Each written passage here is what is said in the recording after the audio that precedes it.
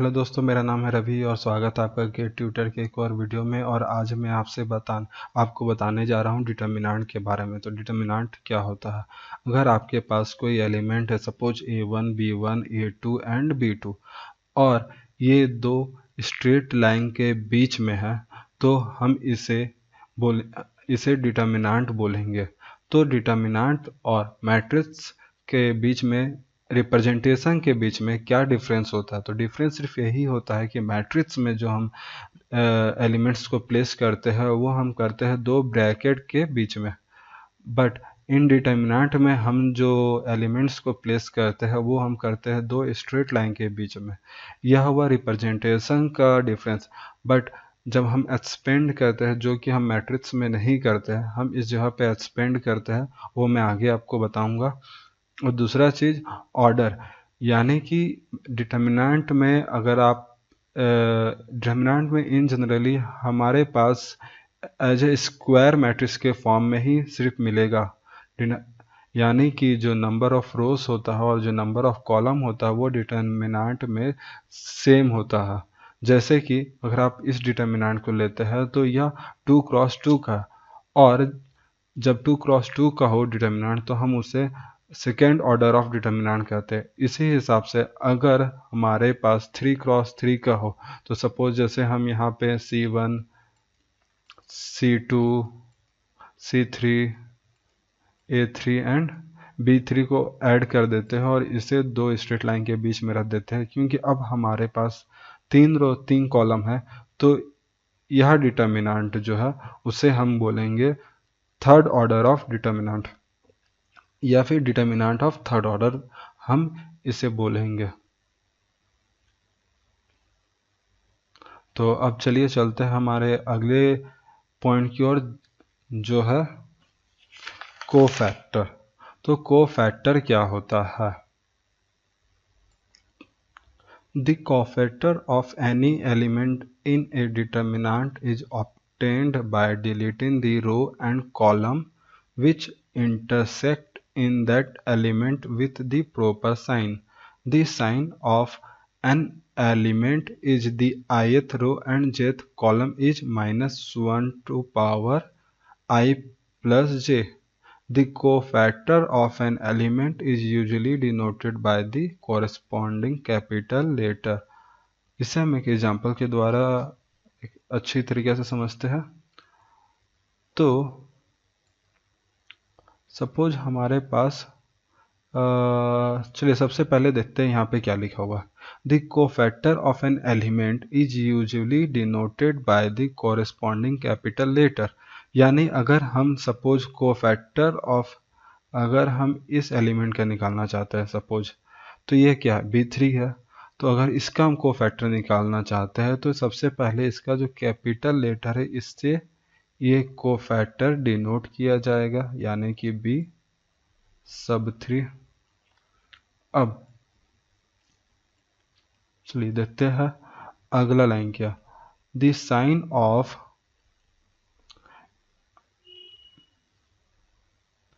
an element in the ith row and jth column is -1 to the power I plus j।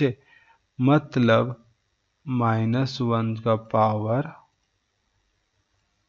I क्या represent करता है? रो, और j column.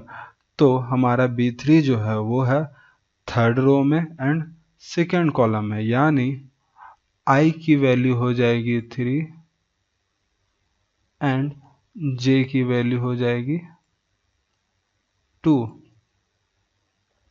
चलिए ये भी हो गया। अब अगला लाइन क्या बोलता है? The cofactor of an element in a determinant is obtained by deleting the row and column which intersect in that element with the proper sign। अब इस एलिमेंट में कौन सा रो और कौन सा कॉलम इंटरसेक्ट कर रहा है? तो क्योंकि यह है third row and second column, यानी कि हमें इस रो और इस कॉलम को डिलीट कर देना। उसके बाद जो एलिमेंट बचेगा सिंपली उस एलिमेंट को हम लिख देंगे, यानी कि इस जगह पे लिखाएगा A1 C1 A2 and C3 sorry C2। ये हो गया हमारा कोफैक्टर। तो फिर से एक बार रिपीट करता हूँ। कोफैक्टर निकालने के लिए जो भी एलिमेंट होगा, सपोज जैसे कि हमने यहाँ पे B3 लिया, उसे हम कैपिटल लेटर में पहले लिखेंगे क्योंकि डिनोट हम उसी हिसाब से करते हैं। और उसके बाद वो जो रो है, क्या कॉलम है, उसे हम प्लेस करेंगे आई एंड जे की जगह पे, ताकि हमें उस कोफैक्टर का जो साइन है वो मिले।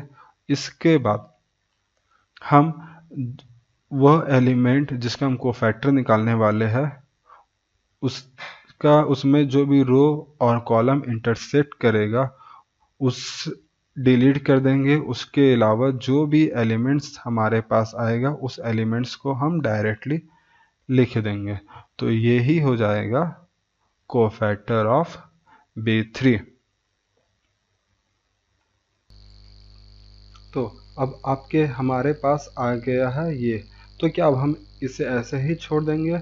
नहीं, अब हम ये जो डिटर्मिनेंट आया है हम इसका एक्सपेंशन करेंगे। तो इसका एक्सपेंशन होगा कैसे?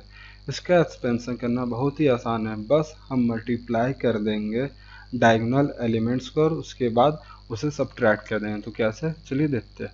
तो A1 को हम मल्टीप्लाई करेंगे C2 के साथ। A1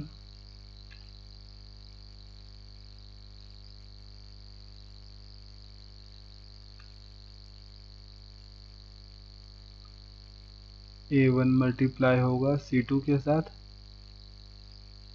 और A2 मल्टीप्लाई होगा C1 के साथ।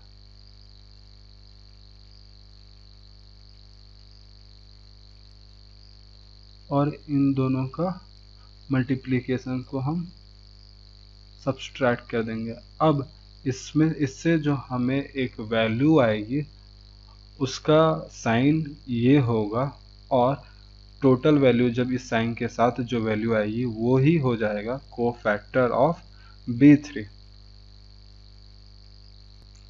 ये तो बात हुआ 2x2 मैट्रिक्स का एक्सपेंशन का। बट अगर सपोज हमारे पास 3x3 का डिटर्मिनेंट है, जैसा कि मैंने अभी कुछ समय पहले कहा था कि सपोज जैसा कि हमारे पास इस तरह का कुछ 3x3 मैट्रिक्स है, तो हम उसका पूरा एक्सपेंशन कैसे करेंगे? तो इसका एक्सपेंशन बहुत ही ईजी है।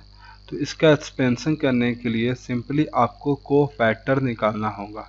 तो कोफैक्टर किसका निकालना है वो आप पे डिपेंड करता है, आपको जो सूटेबल लगे उसका आप कोफैक्टर निकाल ले। चाहे आप फर्स्ट कॉलम का कोफैक्टर पूरा फर्स्ट कॉलम के तीनों एलिमेंट्स का मीन्स जितना भी एलिमेंट्स होगा फर्स्ट कॉलम में जितने भी एलिमेंट्स होगा सबका बारी बारी से कोफैक्टर निकाल ले, या फिर सेकेंड कॉलम थर्ड कॉलम, या तो first row second row third row, जैसा भी मन है आपका मन आप निकाल लीजिए। आपको जो वैल्यू मिलेगी वह सेम मिलेगी। तो सपोज हम एक और मैट्रिक्स लेते हैं ज़्यादा आसानी से समझने के लिए, सॉरी डिटर्मिनेंट लेते हैं ऑफ तीन ऑर्डर का, ताकि हम समझ पाए कि डिटर्मिनेंट हम कैसे निकालेंगे।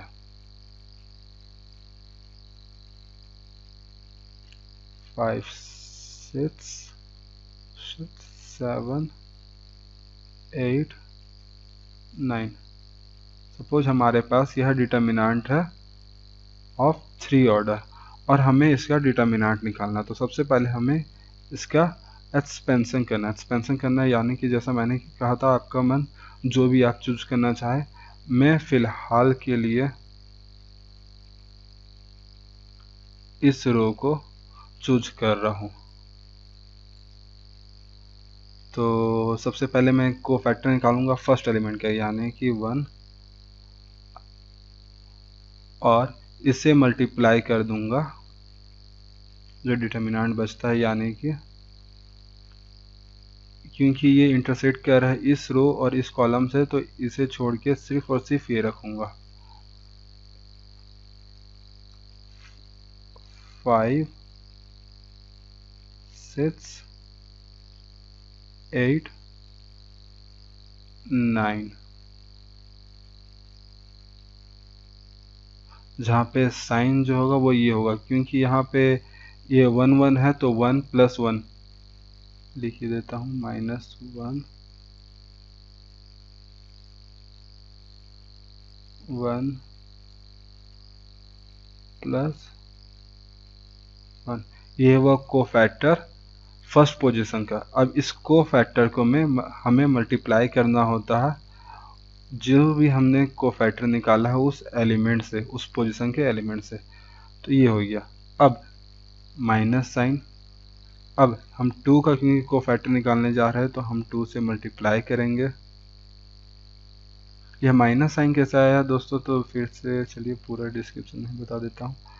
तो यहाँ होगा +2 × -1 टाइम्स ऑफ, क्योंकि ये कोफैक्टर हम निकाल रहे हैं second row, sorry first row and second column का, और इसमें जो इंटरसेक्ट कर रहा है वो है ये लाइन और ये लाइन, यानी कि 4 6 7 9 हमारे पास बचेगा। 4 6 7 एंड 9। अब जो लास्ट है वो है 3 × -1 1 + 3, इंटरसेक्ट होने के बाद हमारे पास बचेगा 4 5 7 एंड 8, यह डिटर्मिनेंट बचेगा। तो कोफैक्टर निकालने के बाद उस पोजीशन का जो भी डिटर्मिनेंट आता है, सॉरी जो उस पोजीशन का जो भी वैल्यू आएगा उसके साथ हम मल्टीप्लाई कर देंगे, तो हमें टोटल वैल्यू जो डिटर्मिनेंट जो होगा, यानी कि जो एक्सपेंशन होगा डिटर्मिनेंट का, वो मिल जाएगा। तो चलिए देखते हैं वैल्यू क्या होगा। यहाँ पे हो गया 1 और -1 का पावर, क्योंकि 1 + 1 यानी कि 2 हो जाएगा, इवन नंबर यानी कि -1 हो जाएगा 1, तो सिंपली यहाँ सिर्फ और सिर्फ 1 बचता है, इंटू 5 9 जा 45 माइनस 8 6 जा 48।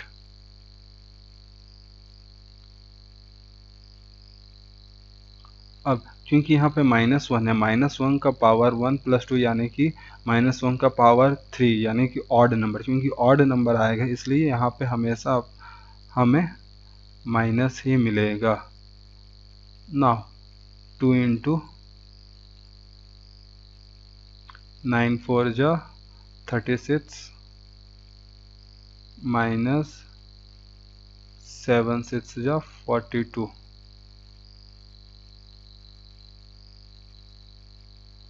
और उसी तरह से लास्ट में भी हमें जो वैल्यू मिलेगी वो आएगी प्लस में 3 ×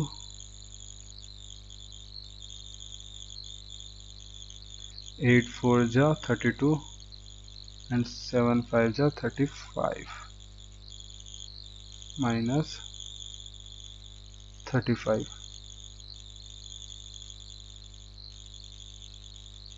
अब जब आप इसे टोटल कैलकुलेट कर देंगे तो जो आपको वैल्यू मिलेगी वो हो जाएगा इस डिटर्मिनेंट का एक्सपेंशन, जिसे हम लैप्लस एक्सपेंशन भी बोलते हैं। फिलहाल के लिए इस वीडियो में इतना ही। अगले वीडियो में मैं आपसे प्रॉपर्टीज ऑफ डिटर्मिनेंट के बारे में बात करूंगा। अगर आपको यह वीडियो पसंद आया तो प्लीज़ लाइक करें, सब्सक्राइब करें।